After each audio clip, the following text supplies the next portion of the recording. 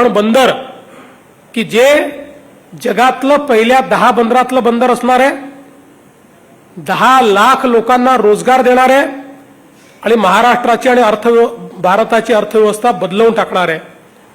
अमरावतीचा mega textile park असेल, Chhatrapati संभाजीनगरची DMIC असेल, Auric city असेल, दिघी पोर्ट असेल, गडचिरोलीत स्टील सिटी असेल, एम्स आयएम आयआयसीटी असेल, अशा अनेक गोष्टी सांगता येतील की या महाराष्ट्राला मोदीजींच्या नेतृत्वामध्ये महाराष्ट्राच्या विकासामध्ये एक गुणात्मक बदल हा या 12 वर्षाच्या कारकिर्दीत झालेला आहे.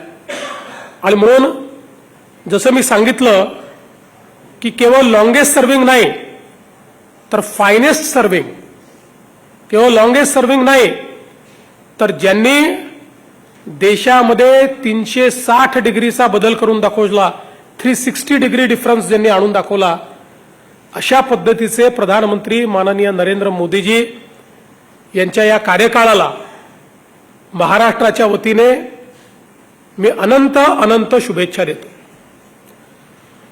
मराठीतले प्रश्न आधी येऊ आणि मग पहिले मराठी. सर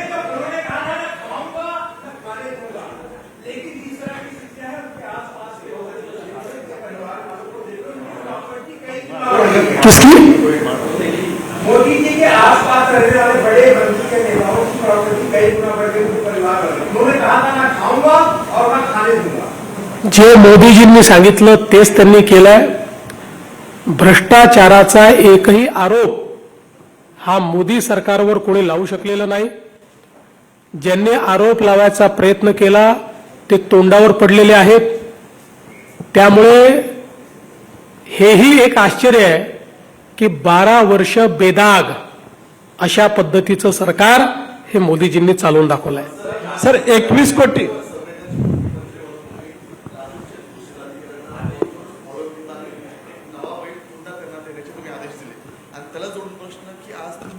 वर्षावरती शेतकरी महिलांच्या सक्षमी धोरणासंदर्भात बैठक देखील घेत आहे. या संदर्भात काय सांगता? नाही, असं आहे की जी काही लातूरवरनं बातमी आली होती ती आपल्या सगळ्यांनाच मन हेलावून टाकणारी होती. हा जो परिवार आहे हा भूमिहीन आहे. त्यांनी दुसऱ्याच्या शेतीमध्ये आपल्या बैलजोडीने बटईवर काम घेतलं होतं. त्यातला एक बैल मेल्यानंतर ती महिला त्या ठिकाणी झुंपलेली पाहून आपल्याला सर्वांनाच त्यात वाईट वाटलं. म्हणून तात्काळ आपण जिल्हाधिकाऱ्यांना सांगितलं, त्यांच्या मेलेल्या बैलाचं त्यांना कंपेन्सेशन दिलं आणि एक बैल देखील दिला. आज पुन्हा त्या ठिकाणी आमच्याकडे अशी बातमी आली की दिलेला बैल हा काही योग्य नाही. जिल्हाधिकाऱ्यांना आदेश दिले आहेत की शेतकऱ्यांना बाजारात नेऊन त्यांच्या पसंतीचा बैल त्यांना घेऊन द्यावा. सर तुम्ही म्हणलात की 21 कोटी लोकांना 21 कोटी लोकांना गरिबीच्या रेषेतून बाहेर काढलं, मात्र 80 कोटी लोकांना अन्न सुरक्षा द्यावी लागते हे पण तुम्ही म्हणलात. जर 21 कोटी जर गरिबी रेषेतून बाहेर आले तर मग 80 कोटी अन्नधान्य हे कसं काय द्यावं लागतं? पहिली गोष्ट अशी आहे की 21 नाही 25 कोटी लोक गरिबी रेषेतनं बाहेर आले आहेत. गरिबी रेषेतनं बाहेर आले तरी देखील ते काही एकदम श्रीमंत झाल्यात अशी परिस्थिती नाही आहे.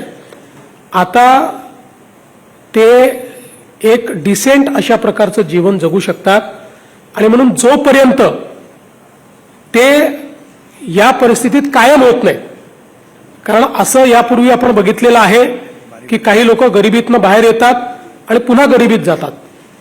त्यामुळे त्यांना किमान 2 वेळच्या जेवणाची चिंता करावी लागू नये आणि त्यांनी आहे त्यापेक्षा अधिक सक्षम व्हावं, सरकारच्या योजनांचा लाभ घ्यावा, या दृष्टीनं 5 वर्षाकरता ती योजना चालूच ठेवण्यात आलेली आहे.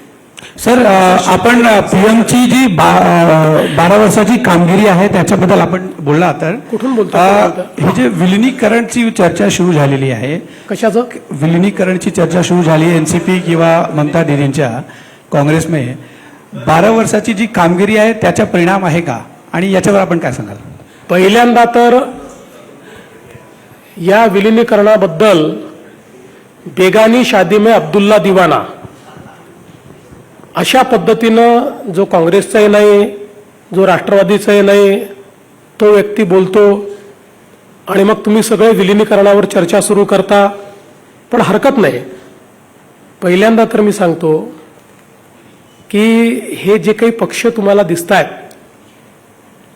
या पक्षांचे नेते एवढे हुशार आहेत की बुडत्या बोटीमध्ये कोणी पाय ठेवणार नाही.